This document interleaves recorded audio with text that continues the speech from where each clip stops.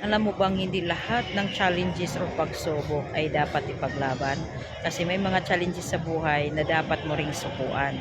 Sukuan dahil mayroon kang mas magandang opportunity na kailangan mong ipaglaban at kailangan mong subukan. Alright?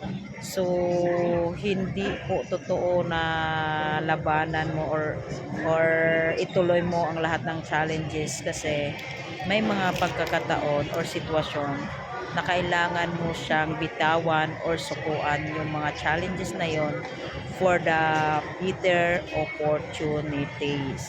Yes. So, ganun talaga ang buhay. Ika nga, ang oportunidad ay parang nagluluto ka lang ng ulam. Titimplahin mo kung alin ang mas magandang lasa. So, hindi mo siya ma-perfect agad.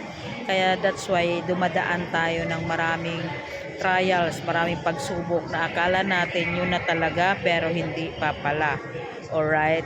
Okay, so hindi ibig sabihin nag-fail ka doon sa attempt na yon, pero yun po ay part ng trial or part ng pagtitimpla ng oportunidad kasi hindi rin kasi lahat ng opportunity mas mabilis mong makuha yung pangarap.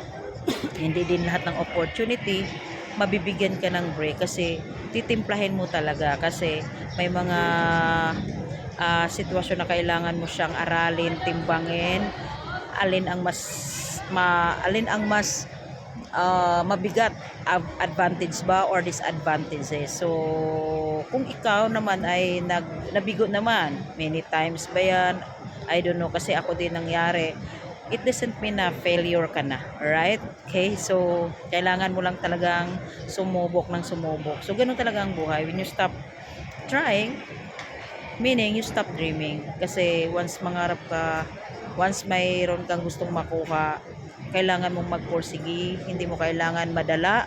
Kasi pag nadala ka, okay, that's the time na talunan ka na. Alright, okay? Lahat ng successful, lahat ng mga yumayaman, hindi po yan nadadala at ilang beses din yan nabibigo. Pero, hindi nila tinitik personal kasi alam nila it's a part of process. Meaning they are very aware, they are very prepared na pagdadaanan nila yung process. So, the word dala na ako, the word na pagod na ako, is hindi po yan lingwahe ng mga taong successful, hindi po yan lingwahe ng mga mayayaman, alright?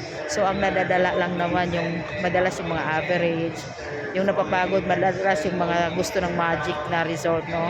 There's no overnight success, alright? So lahat ng mayaman, libo-libo ang pinagdadaan ng failure niyan bago naging successful. Kaya ikaw, pag ikaw nadala, pag ikaw nag-stop, pag ikaw napagod, that's the time na